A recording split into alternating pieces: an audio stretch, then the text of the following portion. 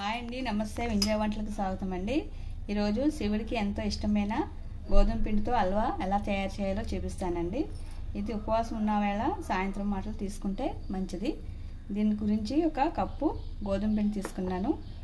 అదే కప్పుతో బెల్లం, నెయ్యి, జీడిపప్పు, బాదం పప్పు, కిస్మిస్ అండి. ముందుగా స్టవ్ ఆన్ చేసుకొని పాన్ పెట్టుకొని 2 స్పూన్స్ నెయ్యి వేసుకుందామండి.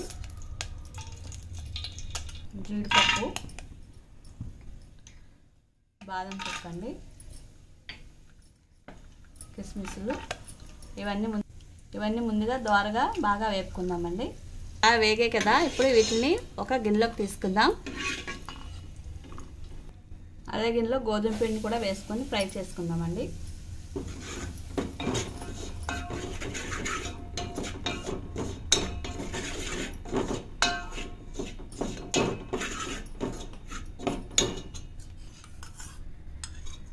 అలా 1 స్పూన్ నెయ్యి వేద్దాం.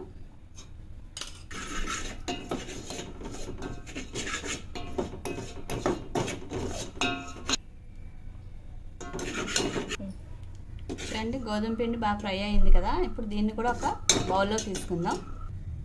ఇప్పుడు 1 గ్లాస్ పాలు వేసుకుందామండి. అలాగే 1 గ్లాస్ నీళ్ళు కూడా పోసుకుందాం.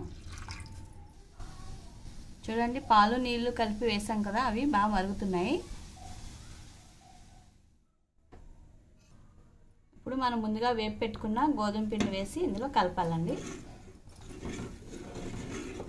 ఉండలు లేకుండా బాగా కలుపుకోవాలి.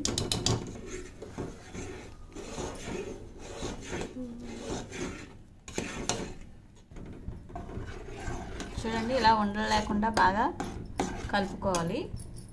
ఇప్పుడు మిగిలిన నెయ్యి ఇందులో వేసుకోవాలండి.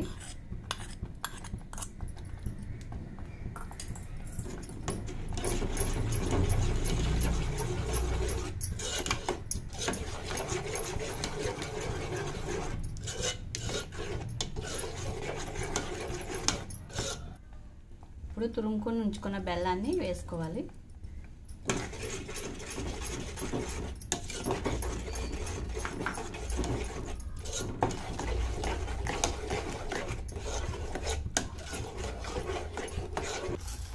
చూడండి, ఇలా గట్టి పడే వరకు ఉంచుకోవాలండి. ఇలాగా గ్రిప్తో ఉండాలి. మనం ముందుగా వేపి పెట్టుకున్న డ్రై ఫ్రూట్స్ని వేసుకుందామండి.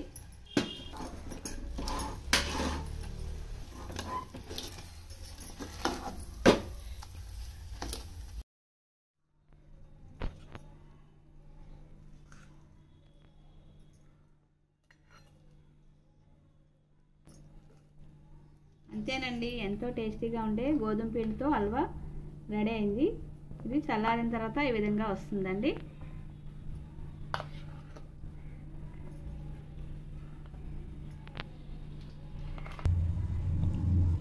అంతేనండి, గోధుమ పిండితో హల్వా రెడీ అయింది. ఇది దేవుడికి నైవేద్యంగా పెట్టుకోవచ్చండి. తర్వాత మనం ప్రసాదంగా స్వీకరించవచ్చు.